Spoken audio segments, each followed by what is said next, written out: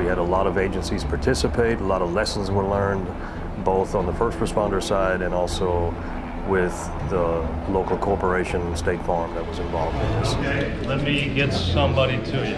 I'm Major Oliver Flattery with the Dunwoody Police Department, and I was in charge of setting up an exercise, an active shooter exercise at the State Farm campus here in Dunwoody. It's very important because we never know when and where an active shooter event can happen. A lot of those are specifically occurring in workplace environments.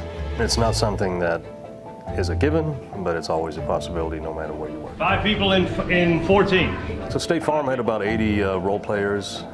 These were in addition to the 10 that we brought that had all the injury patterns. Those role players were deployed in specific rooms, classrooms, to either be panicked employees to come out and run towards our officers, or they were hiders.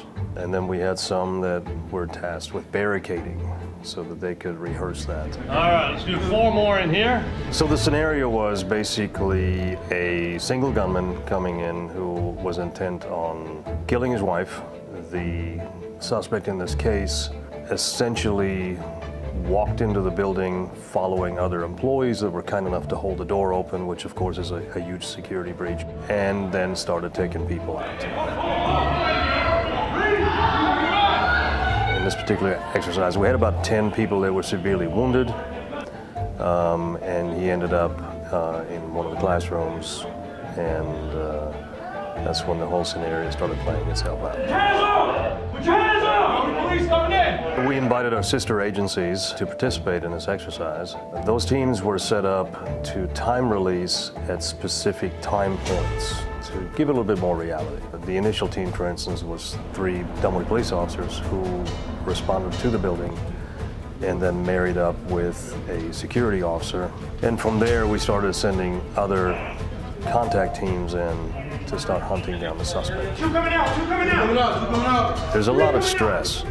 They basically go into a scenario with very limited information, a lot of dynamics with wounded people that were screaming and looked really bad. Another aspect of active shooter response is the utilization of rescue task forces, RTFs. So basically they are firefighter EMTs that are sandwiched between police officers providing lethal cover. So they can go into a hot zone with basic emergency supplies to stop the bleed and save people, stabilize people as much as they can, and then evacuate them out. 14?